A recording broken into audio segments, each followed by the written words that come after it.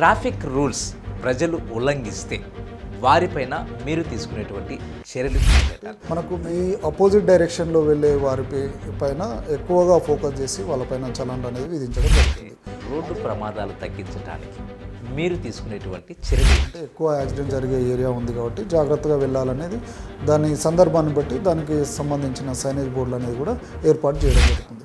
Traffic సమస్యలు తగ్గించడానికి ప్రజలు తీసుకోవాల్సినటువంటి బాధ్యత ఏంటంటారు? ట్రాఫిక్ నిబంధనలు కొంతమంది బాధ్యతతోటి కొంతమంది భయంతో ఉంటారు. ఉదాహరణకు చెప్పాలంటే మేము అప్పుడప్పుడు గమనిస్తూ ఉంటాం రోడ్ పైన వెళ్తుంటుంటే వాళ్ళు హెల్మెట్ మా సిబ్బంది ఉన్నప్పుడు మా సీసీ కెమెరా ఉన్నప్పుడు మాత్రము హెల్మెట్ ప్రాపర్గా పెట్టుకుంటారు. కొంచెం ముందుకు దాటంగానే ఈ సీట్లో ఎలా ఉన్నారు? గ్రూప్ 1 ఎగ్జామ్ రాసి 2012లో డిఎస్పీగా సెలెక్ట్ అయినాను. డిఎస్పీగా సెలెక్ట్ అయిన తర్వాత welcome to news Telugu channel. నమస్కారం. ఈరోజు మనతో కలిసి ఉన్నారు ఎల్బీ నగర్ ట్రాఫిక్ డీసీపీ వి శ్రీనివాసులు గారు. హైదరాబాద్ నగరంలో వేగంగా పెరుగుతున్న ట్రాఫిక్ సమస్యలను సమర్థవంతంగా ఎదుర్కొంటూ ప్రజల భద్రత కోసం నిరంతరం కృషి చేస్తున్న ఒక బాధ్యతాయుత అధికారి. ఈరోజు మనం ట్రాఫిక్ నియంత్రణ, రూల్స్ అమలు, ప్రజల అవగాహన వంటి ముఖ్యమైన అంశాలపై చర్చించబోతున్నాం. హాయ్ సార్, చాలా సంతోషం మీతో కలుసుకోవడం. ఈరోజు మన యొక్క ప్రజలకు మన యొక్క ట్రాఫిక్ రూల్స్ గురించి అవగాహన కల్పించడానికి ఈరోజు మనం కొన్ని విషయాలు మనం చర్చించుకోబోతున్నాం sir. Thank you so much మీరు అవకాశాన్ని మాకు కల్పించినందుకు. మొట్టమొదటిగా ఎల్బీ నగర్ పరిధిలో ట్రాఫిక్ సమస్యలు ప్రధానంగా ఏ కారణాలు వస్తున్నాయంటారు? మనకు ముఖ్యంగా ఎల్బీ నగర్ అండ్ ఉప్పల్ పరిధిలో మనకు Uppal junction, LB Nagar junction చాలా ఇంపార్టెంట్. ఎల్బీ నగర్ జంక్షన్ వచ్చేసే వరకు మనకు ట్రాఫిక్ ప్రధానంగా సిటీ నుంచి వచ్చే ట్రాఫిక్ కానీ ఊర్ల నుంచి సిటీకి రావాల్సిన వాళ్ళు కానీ మెయిన్గా ఎల్బీ నగర్ జంక్షన్లో దిగడం అనేది జరుగుతూ ఉంటుంది. మెయిన్గా మనకు వచ్చేసి ఎల్బీ నగర్ జంక్షన్లో ఈ సిటీ ట్రాఫిక్, లోకల్ ట్రాఫికే కాకుండా మనకు తెలుసు విజయవాడ కానీ, ఖమ్మం కానీ, నల్గొండ కానీ వెళ్ళాలంటే అందరూ కూడా ఎల్బీ నగర్ జంక్షన్లో తీసుకొని మాత్రమే అక్కడ ఆగి మాత్రమే వెళ్ళే అవకాశాలు ఉంటాయి. దానివల్ల కొంచెం హెవీగా ట్రాఫిక్ అనేది ఎల్బీ నగర్ చౌరస్తాలో ఉంటుంది. అలాగే ఉప్పల్లో కూడా సేమ్ వరంగల్కు వేరే రూట్కు వెళ్ళాల్సిన ట్రాఫిక్ అంతా కూడా ఉప్పల్ జంక్షన్లో అనేది ఉండడం అనేది జరుగుతూ ఉంటుంది. Thank you sir, thank you so much. చాలా మంచి జవాబు చెప్పారు, సమాధానం ఇచ్చారు. రెండవదిగా సార్, రోజు రోజుకి వాహనాల సంఖ్య పెరుగుతుంది. ఈ పరిస్థితుల్లో మీరు తీసుకుంటున్నటువంటి ముఖ్యమైన చర్యలు ఏమిటి? మనకు తెలుసు గతంలో కంటే ఇప్పుడు ట్రాఫిక్ అనేది రోజు రోజుకు పెరుగుతూ ఉంది. రోడ్ల వైశాల్యం అనేది అదే విధంగా ఉంది. పెరుగుతున్న ట్రాఫిక్ వాహనాల సంఖ్యకు అనుగుణంగా రోడ్లు లేకపోయినప్పటికీ కూడా మనకు మెయిన్గా గవర్నమెంట్ తోటి, జీహెచ్ఎంసీ తోటి మనం కోఆర్డినేషన్ తీసుకొని ఎక్కడైతే రోడ్లు ఇరుకుగా ఉన్నాయో వాటిని విశాలంగా చేయించే ఏర్పాట్లు అనేది జరుగుతూ ఉంది. మనం చూస్తున్నాం కొన్ని రోడ్లన్నీ కూడా హైవేలుగా మార్చడం జరిగింది. ఇప్పుడు విజయవాడ హైవే ఉంది, గతంలో చాలా తక్కువ విడుతుతో ఉండేది, ఇప్పుడు విశాలంగా అయింది. అట్లాగే మిగతా రోడ్లను కూడా గవర్నమెంట్కు చెప్పి రోడ్ల విడుతును పెంచే కార్యక్రమం అనేది ఒకటి ప్రభుత్వ పరంగా నడుస్తూ ఉంది. అదేవిధంగా ఈ ఎక్కువ వాహనాలు మనకు పీక్ అవర్స్ అనేవి ఒకటి ఉంటాయి. దానికి కోసం మేము ట్రాఫిక్ సిబ్బంది ఉదయము, సాయంత్రము ఈ పీక్ అవర్స్లో ఎక్కువ బిజీగా ఉన్న అవర్స్లో అందరూ సిబ్బంది రోడ్లపైన ఉండి ట్రాఫిక్ని అనేది రెగ్యులేట్ చేయడం అనేది జరుగుతూ ఉంది. దాని ద్వారా ట్రాఫిక్ని మనం క్రమబద్ధీకరించడం జరుగుతూ ఉంటుంది. థ్యాంక్ యూ సార్, చాలా చక్కటి సమాధానం ఇచ్చారు. ఇంకొక క్వశ్చన్ సార్, ట్రాఫిక్ రూల్స్ ప్రజలు ఉల్లంఘిస్తే వారిపైన మీరు తీసుకునేటువంటి చర్యలు ఏమిటంటారు? మనకు మెయిన్గా ఇప్పుడు ట్రాఫిక్ ఉల్లంఘనల వల్ల అంటే చాలా ఉల్లంఘనలు ఉంటాయి. అందులో మనకు బాగా ట్రాఫిక్ కంజెషన్ అయ్యే ఉల్లంఘనలు ఏంటంటే అపోజిట్ డైరెక్షన్ రావడం అనేది అది వాళ్ళకు సేఫ్గా లేదు, వెళ్ళే వాళ్ళకు కూడా సేఫ్గా లేదు. ఇంకోటి సేమ్ డైరెక్షన్లో వెళ్ళిన దానికి అపోజిట్ డైరెక్షన్లో వెళ్ళిన దానికి చాలా తేడా ఉంటుంది. అపోజిట్ డైరెక్షన్లో ఎవరైనా వస్తే మనము కొద్దిగా కన్ఫ్యూజ్ అవ్వడం జరుగుతూ ఉంటుంది, వాళ్ళు కూడా కన్ఫ్యూజ్ కావడం జరుగుతుంది. ఇట్లా కన్ఫ్యూజ్ అయ్యి యాక్సిడెంట్ జరిగే అవకాశాలు ఎక్కువ ఉంటుంది. వాళ్ళు వెళ్ళే వాళ్ళకు కూడా ఆటంకపరుస్తారు. కాబట్టి ఈ అపోజిట్ డైరెక్షన్లో వెళ్ళే వారి పైన ఎక్కువగా ఫోకస్ చేసి వాళ్ళపైన చలాన్ అనేది విధించడం జరుగుతుంది. అదే కాకుండా ఇంకా మనకు కొంతమంది షాపింగ్ కానీ వేరే పనులకు కానీ రోడ్ల పైనకు వచ్చేసి వాళ్ళకు షాపింగ్ మాల్స్లో కానీ వాళ్ళు వచ్చిన ఆఫీస్లో కానీ పార్కింగ్ లేకపోవడంతో కొంత రోడ్లపైనే షాపింగ్ చేయడంతో రోడ్లపైనే పార్కింగ్ చేయడం జరుగుతూ ఉంటుంది. అట్లాంటి వాటిపైన కూడా మేము ఎవరైతే మెయిన్ క్యారేజ్ వే మీద పార్కింగ్ చేస్తారో వాళ్ళపైన చలాన్ విధించడం జరుగుతుంది. ఇంకా కొన్నిసార్లు వాళ్ళు అక్కడ లేకపోతే వెహికల్ తోటి టో చేయడం కూడా జరుగుతుంది. అట్లా టో చేసి ట్రాఫిక్ క్లియరెన్స్ అనేది ఇవ్వడం జరుగుతూ ఉంటుంది. Thank you sir, thank you so much. చాలా మంచి సమాధానం ఇచ్చారు. ఇంకొక క్వశ్చన్ సార్, ఇది ట్రాఫిక్ రూల్స్ ప్రజలు ఉల్లంఘన చేస్తే మీరు తీసుకునేటువంటి చర్యలు ఏమిటంటారు?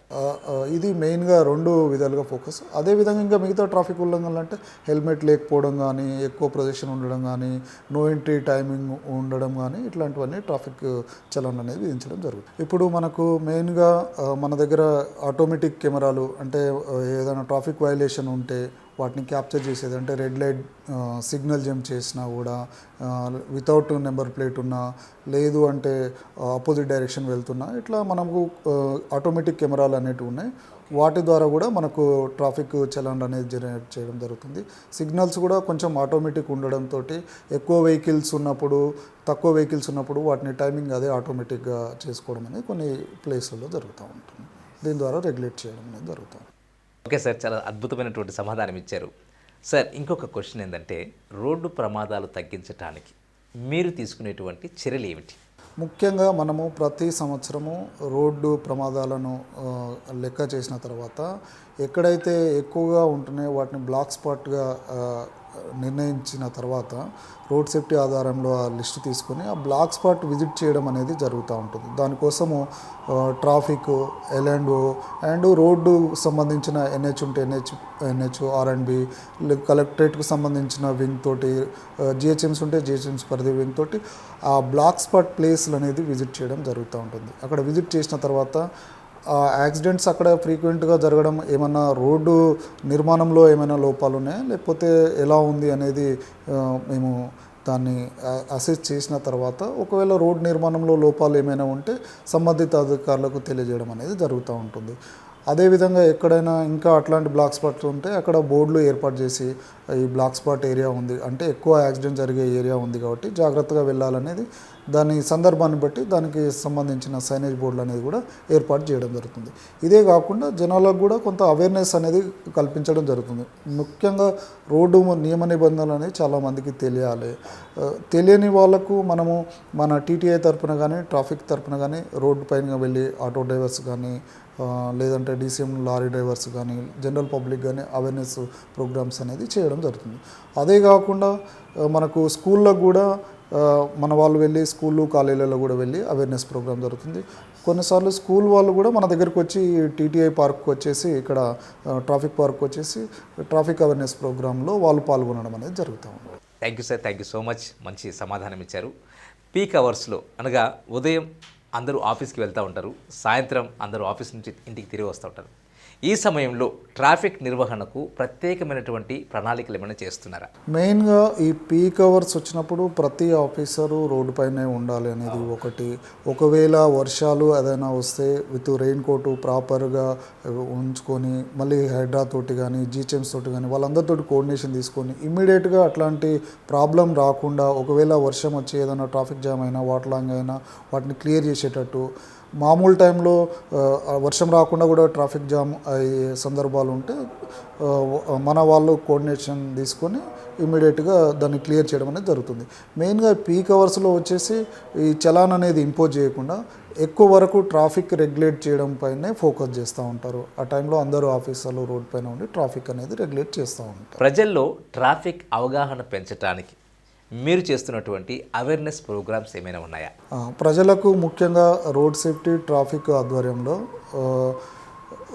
ఎక్కడైనా ఏదైనా ప్రోగ్రామ్ జరుగుతున్నప్పుడు కానీ, మామూలుగా కొన్ని జంక్షన్లలో కానీ రోజు మా TTI సిబ్బంది ఒక రూట్ నిర్ణయించుకొని వాళ్ళందరికీ పబ్లిక్ అవేర్నెస్ చేయడం అనేది జరుగుతూ ఉంటుంది. కొన్నిసార్లు RTI అఫీషియల్స్ తోటి కూడా కోఆర్డినేషన్ తీసుకొని ఈ అవేర్నెస్ ప్రోగ్రామ్స్ అనేది జరుగుతూ ఉంది. మనకు లాస్ట్ మంత్ అరైవల్ అయి ప్రోగ్రామ్ చేయడం కానీ, జనవరిలో రోడ్డు భద్రతా మాసోత్సవాలు చేయడం కానీ, ఈ 2 సందర్భాలు కాకుండా మిగతా సందర్భాల్లో కూడా జనరల్గా కూడా పబ్లిక్ అవేర్నెస్ అనేది కార్యక్రమాలు అనేది చేయడం జరుగుతుంది. ఇంకా కూడా మేము అనుకుంటున్నాం ఎక్కువ మందికి రీచ్ కావడానికి ఈ అవేర్నెస్ ప్రోగ్రామ్స్ చేయడానికి కొన్ని ప్రణాళికలు అనేది ఏర్పాటు చేసుకుంటున్నాము. ఇప్పుడు మనకు డీడీ డ్రంక్ అండ్ డ్రైవ్లో పట్టుబడిన వాళ్ళు ఉంటారు కదా, వాళ్ళు మన దగ్గరికి వచ్చినప్పుడు డ్రంక్ అండ్ డ్రైవ్లో పట్టుబడిన వాళ్ళే కాకుండా వాళ్ళతో పాటు వచ్చిన ఫ్యామిలీ మెంబర్స్ ఉంటారు, వాళ్ళకు కూడా ఈ డ్రంక్ అండ్ డ్రైవ్ వల్ల ఎలాంటి నష్టాలు ఉంటాయి అనేది వాళ్ళకు చెప్పడం అనేది జరుగుతుంది. అట్లాగే కొన్నిసార్లు హెల్మెట్ లేని వాళ్ళు అట్లాంటి ఉంటారు కదా, వాళ్ళకు కూడా కౌన్సిలింగ్ చేయడం అనేది కూడా జరుగుతుంది. ఆ విధంగా అవేర్నెస్ ప్రోగ్రామ్స్ అనేది చేయడం జరుగుతుంది. థ్యాంక్ యూ సార్, చాలా అద్భుతంగా మీరు చెప్తున్నారు. నిజంగా మంచి అవేర్నెస్ ప్రోగ్రామ్ ఇది, ప్రజలకు మంచి అవగాహన కలిగిస్తూ ఉంది. ఇంకొక క్వశ్చన్ సార్, ఇదేంటంటే రోడ్డు నిర్మాణాలు లేదా మెట్రో పనుల వల్ల వచ్చేటువంటి ట్రాఫిక్ సమస్యలను మీరు ఏ విధంగా హ్యాండిల్ చేస్తున్నారు సార్? ముఖ్యంగా ఈ మధ్యలో రోడ్డు నిర్మాణాలు ఎవరైనా చేయాలి అని అనుకుంటే ఫస్ట్ ట్రాఫిక్తో ఎన్ఓసి అనేది తీసుకోవాల్సిన అవసరం ఉంది. దాన్ని స్ట్రిక్ట్గా ఇంప్లిమెంట్ చేస్తున్నాం.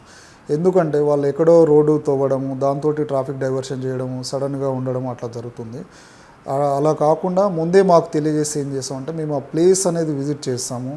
ఆ కన్స్ట్రక్షన్ వల్ల ఏమైనా ట్రాఫిక్ ఇబ్బంది అవుతుంది, లేదు ఆల్టర్నేట్ రూట్ ఏదైనా ఇవ్వాలి, డైవర్షన్ ఏదైనా ఇవ్వాలి, ఇట్లాంటివన్నీ మేము అక్కడ చూసుకున్న తర్వాత ఫీల్డ్ విజిట్ చేసి డైవర్షన్ ఏ రూట్లో ఇస్తే బాగుంటుంది, అక్కడ ఎలాంటి సైనేజ్ బోర్డులు పెట్టాలి, లేదంటే అక్కడ ఎలాంటి సేఫ్టీ ఎక్విప్మెంట్ పెట్టాలి, పబ్లిక్ తెలుసుకోవడానికి అక్కడ రోడ్ రిపేర్ అవుతుంది అని తెలుసుకోవడానికి పెట్టాల్సిన సైనేజ్ బోర్డులు ఏంటిది, ఒకవేళ రోడ్ల దగ్గర ఏమైనా గుంతలు కానీ ఇంకేదైనా ఉంటే అందులో పడిపోకుండా దాని చుట్టూ ఎలాంటి ప్రికాషన్స్ తీసుకోవాలనేది ఆ రోడ్డు వాళ్ళకు చెప్పిన తర్వాతనే మనము ఇప్పుడు పర్మిషన్ ఇవ్వడం జరుగుతూ ఉంది.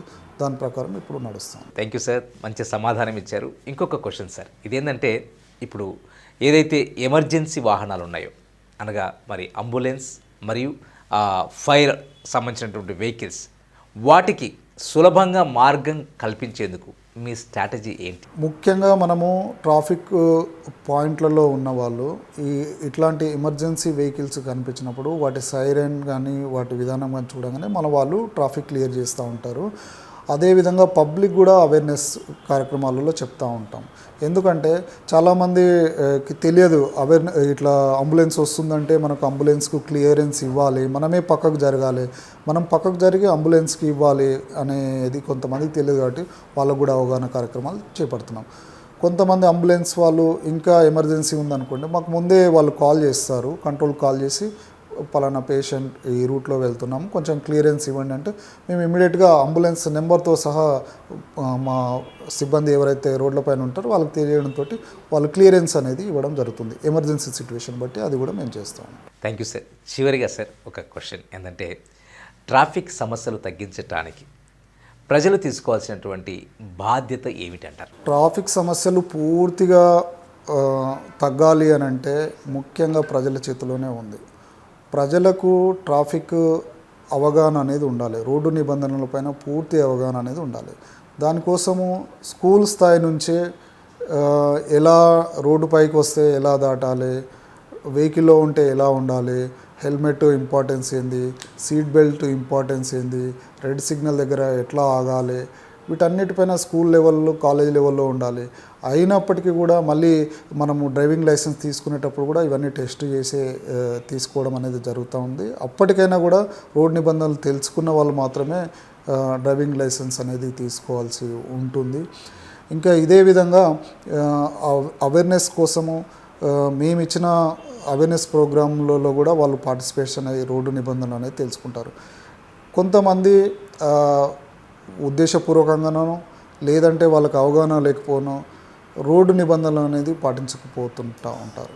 సివిక్ సెన్స్ అనేది, ట్రాఫిక్ సివిక్ సెన్స్ అనేది లేకపోవడం అనేది జరుగుతూ ఉంటుంది. దానివల్ల మిగతా వాళ్ళు కూడా సఫర్ అవుతూ ఉంటారు. కొన్నిసార్లు మనకు ప్రజల నుంచే కంప్లైంట్స్ వస్తూ ఉంటాయి, ఇట్లా వీళ్ళు సివిక్ సెన్స్ లేక రోడ్డు పైన ఆపడం కానీ, ఎక్కడ పడితే అక్కడ వెహికల్స్ని పార్క్ చేయడం కానీ, ఎక్కడ పడితే అక్కడ వెహికల్కు హార్న్ కొట్టడం కానీ, రేస్ లాగా బైకుల పైన స్టంట్లు చేయడం కానీ ఇట్లా కొన్ని ట్రాఫిక్ నిబంధనలు పాటించకుండా ఉండడం అనేది జరుగుతుంది. దాన్ని పబ్లిక్ ద్వారా వచ్చిన కంప్లైంట్ల ద్వారా కూడా చర్యలు అనేది చేపట్టడం జరుగుతూ ఉంటుంది. ట్రాఫిక్ సమస్యలు తగ్గించడానికి ప్రజలు తీసుకోవాల్సినటువంటి బాధ్యత ఏమిటంటారు? ట్రాఫిక్ నిబంధనలు కొంతమంది బాధ్యతతోటి కొంతమంది భయంతో ఉంటారు. ఉదాహరణకు చెప్పాలంటే మేము అప్పుడప్పుడు గమనిస్తూ ఉంటాం, రోడ్ పైన వెళ్తుంటుంటే వాళ్ళ హెల్మెట్ మా సిబ్బంది ఉన్నప్పుడు మా సీసీ కెమెరా ఉన్నప్పుడు మాత్రము హెల్మెట్ ప్రాపర్గా పెట్టుకుంటారు. కొంచెం ముందుకు దాటంగానే వాళ్ళు హెల్మెట్ తీసి బైక్ పైన పెట్టుకోవడం, లేదంటే మిడిల్లో పెట్టుకోవడం, ట్రాఫిక్ సిబ్బంది కనిపించినప్పుడే హెల్మెట్ పెట్టుకోవడం అనేది ఉంటుంది అన్నట్టు. అది భయంతో హెల్మెట్ పెట్టుకున్నట్టు. అట్లా పెట్టుకోవడం కరెక్ట్ కాదు. బాధ్యత, హెల్మెట్ అనేది మీ ప్రాణాలకు రక్షణగా ఉంటుంది, అదేదో చలాన్ను తప్పించుకోవడానికి కాదు. ఇదే విధంగా పబ్లిక్ కూడా రిక్వెస్ట్, హెల్మెట్ అనేది చలాన్ కోసం కాదు, మీ జీవితాన్ని కాపాడుకోవడం కోసం, మీ కుటుంబంలో ఒక సభ్యుడిని కోల్పోకుండా ఉండడం కోసము బాధ్యతాయుతంగా ఉండాలి. అందుకే హెల్మెట్ పెట్టుకునేటప్పుడు మంచి స్టాండర్డ్ ఉన్న హెల్మెట్ పెట్టుకోవాలి. పోలీస్ చలాన్ కోసం హెల్మెట్ పెట్టుకోవద్దు, స్టాండర్డ్ ఉన్న ఐఎస్ఐ స్టాండర్డ్ ఉన్న హెల్మెట్ పెట్టుకోవాలి. హెల్మెట్ పెట్టుకున్న తర్వాత కూడా దానికి ఒక స్ట్రిప్ అది ఉంటుంది కదా, దాన్ని స్ట్రిప్ పెట్టుకునేటట్టుగా ఉండాలి. హెల్మెట్ లాక్ చేసేటట్టుగా ఉండాలి. ఏదో ఊరికే అట్లా పెట్టేసి ఏమైందంటే యాక్సిడెంట్ జరిగినప్పుడు అది ఎక్కడో పడిపోతూ ఉంటుంది. అదే కాకుండా లాక్ చేసుకుని ఉంటే అది కరెక్ట్గా ఉండి మీకు భద్రత అనేది ఇస్తుంది. సో కొంతమంది ఇంట్లో నుంచి వెళ్ళగానే ట్రాఫిక్ సిబ్బంది ఉన్నా లేకపోయినా, ఏ కాలనీలు ఉన్నా ఏ మూలలు ఉన్నా కూడా హెల్మెట్ పెట్టుకుంటారు. అట్లా బాధ్యతతో కూడుకున్న వాళ్ళు కూడా హెల్మెట్ ధరిస్తూ ఉంటారు. అందరికీ రిక్వెస్ట్, అది భయం కోసం కాదు, బాధ్యత కోసం హెల్మెట్ పెట్టుకోండి. సీట్ బెల్ట్ కూడా బాధ్యత కోసమే, మీ సేఫ్టీ కోసం అనేది గుర్తుపెట్టుకోండి. Thank you sir. ఇప్పటి వరకు మనం ట్రాఫిక్ సంబంధించినటువంటి వాటి గురించి మనం మాట్లాడుకున్నాం. మీ గురించి కూడా మాకు చాలా ఇంపార్టెంట్, ఎందుకంటే మీరు ఎక్కడి నుంచి వచ్చారు, మీరు ఈ సీట్లో ఎలా ఉన్నారు, ఏ విధంగా ఉన్నారు, అదొక్కసారి మరి మాకు తెలియజేయండి సార్ ప్లీజ్. నేను గ్రూప్ 1 ఎగ్జామ్ రాసి 2012లో డిఎస్పీగా సెలెక్ట్ అయినాను. డిఎస్పీగా సెలెక్ట్ అయిన తర్వాత అడిషనల్ ఎస్పీగా భూపాల్పల్లిలో పనిచేశాను. ఆ తర్వాత ప్రమోషన్ పైన నేను డీసీపీగా ఎస్పీగా ప్రమోషన్ పొంది ఇక్కడికి ఫస్ట్ పోస్టింగ్లో డీసీపీ ట్రాఫిక్గా ఇక్కడికి వచ్చినాను. ఎక్కడి నుంచి వచ్చారు, మీ నేటివ్ ప్లేస్, ఎలా ఈ సీట్లోకి మీరు వచ్చారు, ఒక్కసారి మరి ప్రజలకు తెలియజేస్తారు సార్? నా నేటివ్ వచ్చేసి రంగారెడ్డి జిల్లా అమన్గల్ మండల్ ఆకుతోటపల్లి గ్రామము. గ్రామీణ నేపథ్యం నుంచే నేను వచ్చినాను. స్టడీ నేను బీఎస్సీ బీఈడీ చేస్తున్నాను. లేదు, మంచి జాబ్ అంటే కొంచెం హయ్యర్ పోస్ట్లో ఉంటే కొంచెం మనకు బాగుంటుంది, ప్రజలకు ఎక్కువ విస్తృతమైన సేవలు చేసే అవకాశం ఉంటుందన్న ఉద్దేశంతో ఈ జాబ్ చూస్ చేసుకోవడం జరిగింది. మన ప్రజలకు ట్రాఫిక్ సమస్యల గురించి, ట్రాఫిక్ గురించి ఒక పౌరునిగా వారు ఏ విధంగా ట్రాఫిక్ రూల్స్ అనుసరించాలి, వాటి గురించి మీరు మీ మాటల్లో. ముఖ్యంగా పౌరులకు చెప్పాలంటే అందరూ, ప్రతి ఒక్కరూ రోడ్డుపైకి దాదాపుగా ఏదో ఒక టైంలో వస్తారు. కాబట్టి ట్రాఫిక్ నియమ నిబంధనలు అనేది అందరూ కంపల్సరీ పాటించాలి. ఈ నిబంధనలు అనేది మన కోసము, మన సేఫ్టీ కోసం అనేది గుర్తుపెట్టుకోవాలి. ఇదేదో ట్రాఫిక్ పోలీసుల కోసమో లేకపోతే గవర్నమెంట్ కోసమో కాదు. ఈ చలాన్లు వేయడం అనేది కూడా ఏదో మీకు ఇబ్బంది పెట్టడానికి అనేది కాదు, మీ లోపల ఒక పరివర్తన రావాలి. మీరు ఈ ట్రాఫిక్ వయలేషన్ చేయకుండా ఉండడం కోసమే ఈ చలాన్ సిస్టమ్ కానీ రెగ్యులేషన్ సిస్టమ్ అనేది ఉంది. కాబట్టి నియమ నిబంధనలు పాటిస్తే మీకే కాదు ఎదుటి వాళ్ళకు కూడా ఉపయోగం. మీరు ఒక్కరు ట్రాఫిక్ వయలేషన్ చేస్తే మీ వల్ల 10 మంది ఇబ్బందులో పాలవుతారు. సపోజు మీరు రోడ్డు మీద వస్తారు, మీకు ఏదో చిన్న పని ఉంటుంది, 1 నిమిషం 10 కానీ రోడ్డు మీద పార్క్ చేసిపోతారు. మీరు వెహికల్ పార్క్ మెయిన్ రోడ్డు మీద చేయడంతో మీ వెనక చాలామందికి ఇబ్బంది అవుతుంది. మీరు చేసే ఒక్కరి వల్ల పార్కింగ్ వల్ల వెనక 10 మందికి ఇబ్బంది అయిపోతుంది.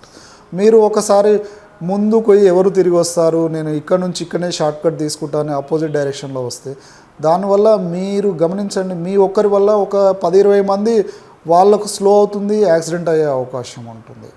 మీరు తాగి నడపడం వల్ల, యాక్సిడెంట్ చేయడం వల్ల వేరే కుటుంబం అనేది ఇబ్బంది పడుతూ ఉంటుంది.